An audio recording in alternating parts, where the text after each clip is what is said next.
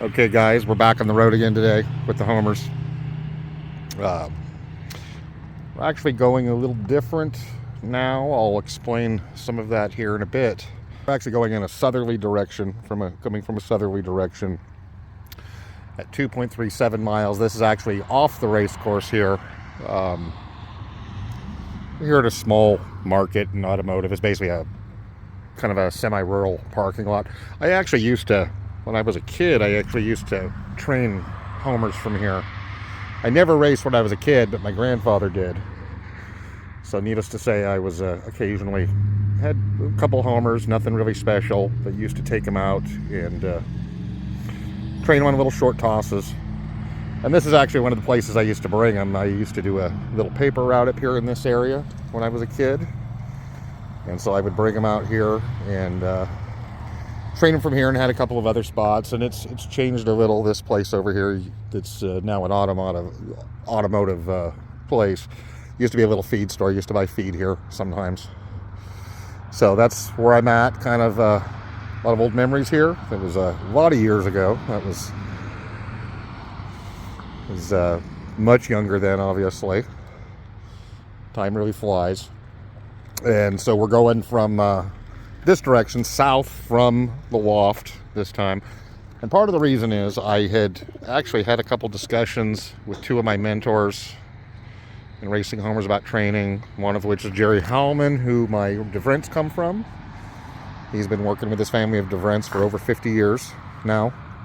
He says it's almost like they're part of the family. That's how long he's had them. And the other guy is Bob Prisco in New Jersey, who is I kind of have a 2 degrees of separation with Bob. We had a roller friend in common, the late Charlie Hubbs. He grew up around Charlie Hubbs. Charlie's been gone for a long time now, probably 10 or 12 years. And he has nice Imbrex. He's raced for years. And some of the questions I asked them was about basic training, single tossing versus group tossing, different directions of training, how often do you train? And I actually got pretty similar answers from both of them. They've both been at it well over probably 60 years each, is my guess. And got very, very similar answers, even though I don't think they know each other. They don't fly the same pigeons. So it's kind of interesting getting the same answers. Jerry's response to me was, he said definitely train from different directions. His theory is that sometimes a lot of pigeons wind up missing in races because they're not trained from different directions, because sometimes they do steer off course and they wind up going the wrong direction, and once they're out there they really have no clue where they're going. Other thing he mentioned was he, instead of group tossing or typical group tossing or single tossing, he actually prefers to toss 3 at a time. He thinks there's probably a benefit of group tossing to teach navigation, but he said they do need some motivation for racing purposes, and he likes those small groups like that to provide a little extra motivation, with the hope that one of them will compete with the rest. And kind of Jerry's best word of advice, his actual words: train the shit out of them. Get them out on the road as often as possible. Somewhat similarly with Bob Prisco, his responses were also the multiple directions, a lot of training on the road, even to the point that he seemed to suggest that from some of these short distances, maybe even 2 or 3 times a day if you can have time for it. He thought the more training the better. He advocates a lot of single tossing, but also group tossing. He thinks there's a benefit of both. And kind of similar, I read an article not an article, but I watched a short video, and actually then I read an article about Yale Rosier, and who's probably one of the most successful flyers in Belgium, and he was kind of also on the same track as far as frequency of training. Apparently he trains 3 or 4 times a week, which some people apparently criticized him pretty openly when he was younger, when he did that. Anybody who knows much about Yale Rosiers, in addition to being very, very successful, he's actually a nephew of the Hubin family and was mentored by Jeff Hubin. So needless to say, learned a lot. So I'm sure a lot of his methodology as far as training and stuff like that probably came from the Hubins. So it's kind of interesting to see three guys kind of arrive at, who probably don't know each other and live a long way away from each other and have different pigeons kind of arrive at the same conclusion.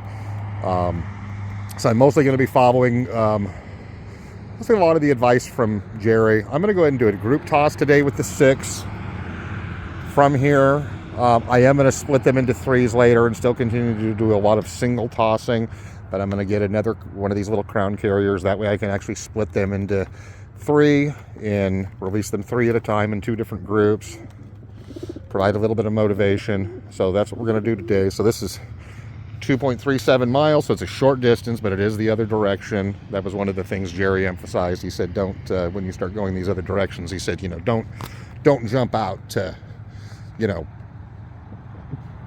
larger distances. He said, don't take them out 50 miles from where you've been training them and expect them to come home, because he said, you're probably going to encounter losses and you're going to lose pigeons you probably don't want to lose. So he suggested, in addition to the race course training, jumping out gradually out to these other directions to kind of give them a radius to work from. But here we go. Everybody's here in the box, including our pied bird 5632, who was really slacking early on because of the molt. And we're going to go from here. They should probably, I'm sure, beat us home from this distance. This shouldn't be too hard. We got a few power lines off over that way, but there are ways out there. They're going to clear those. And this is kind of we're actually on a bit of a hill above the loft. We're probably an increase of about 400 or 500 feet of elevation. So once they clear this hill, they are going to be able to see the loft. So provided they go the right direction, they should get there pretty fast. It's just a matter of how many times they circle and how high they get. So here we go.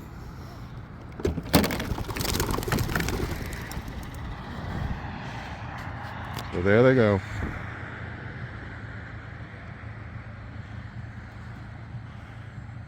They're just clearing the power lines now. Stay in this open section here inside, away from these trees.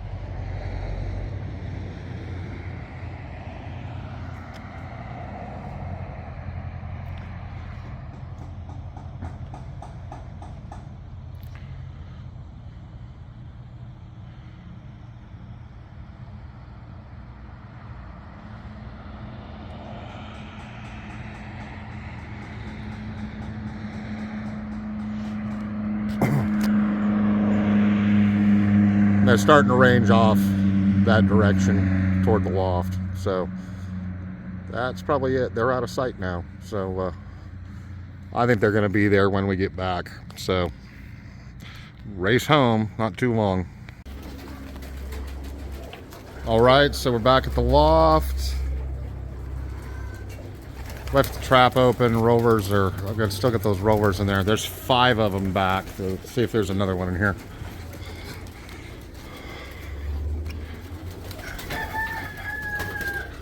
Yeah, everybody's here. There's all 6. All 6. Yeah, so even 5632 is here, the pied bird. So that's good.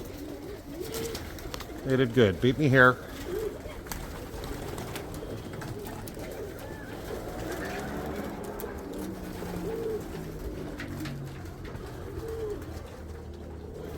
Yeah, so there is everybody up there on that side roof. That's an old loft there. It's pretty well gone. The roof's gone, floor's gone. It's time to go. Yeah. That cream bar just rolled down. Speak to a lot of the homers. I'd locked her up for a long time. I guess they're going to exercise a little more, so not for long. That's 5 of the 6.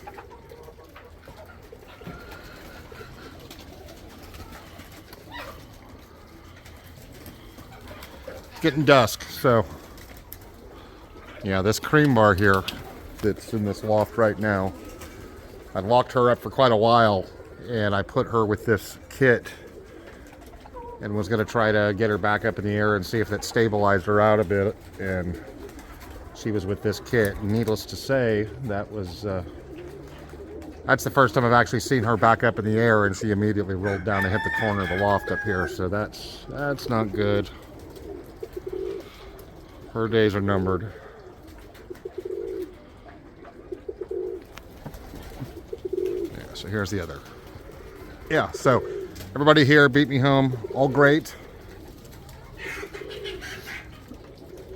Another good result. Oop. There goes a hawk. There goes a Cooper's hawk. I think it was a Cooper. There's that cream bar up in the air with that kid. I don't know how this is going to work, because she's probably going to roll down.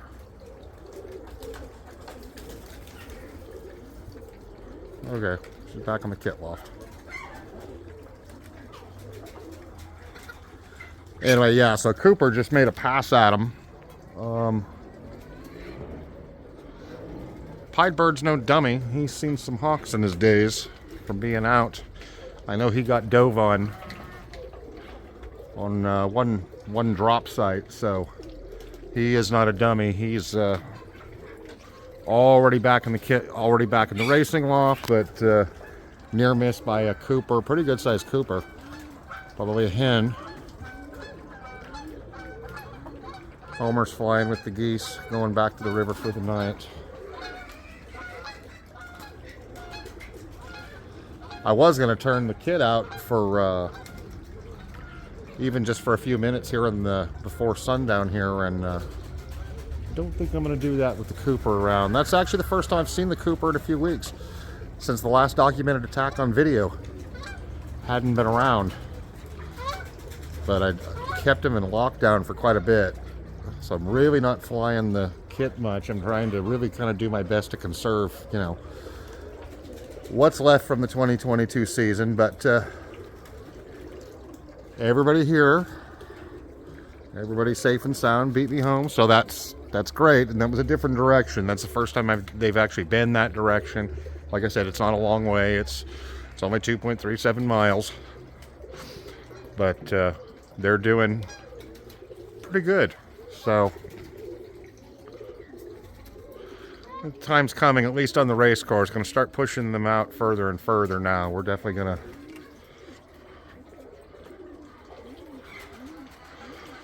I think I'm going to do one more 5-mile toss from the last place I did, and I think then I'm going to move them out to 10, and then we're going to go 20, and then we're going to push them out pretty far rapidly. We're about mid-January, so maybe by mid-February, try to be out to about 50, 60 miles. So doing good, very happy with the result, so all good. I'm gonna get these guys some food. I gotta feed everybody else up. I gotta take a business call later, so gonna be a busy bit of time here at the end of the day here. But needless to say, anyway, thank you everybody for watching. Be sure to hit the like button and the subscribe button, and see you the next time around. Be back on the road, looking at some other birds I've got around here.